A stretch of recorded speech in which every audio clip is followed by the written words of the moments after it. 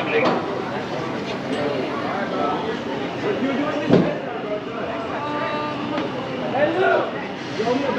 wonder why Vietnam has like gotten so shaky.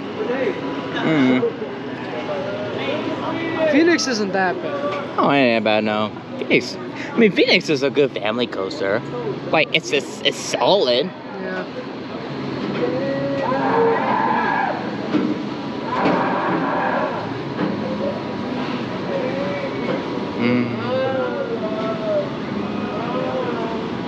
Dude, riding the drop tower at Magic Mountain. I'm actually like terrified when I do that next month. But this one, no. Because that one goes like 200 feet taller than this one. And all you have is a lap bar. No seatbelts?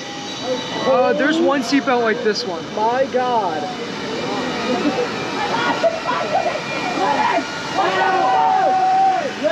Oh, Kumba doesn't have its lights on anymore around the area.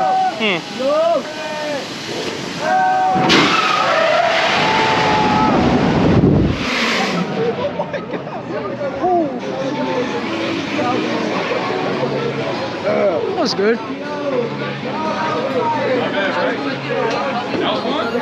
Better than me.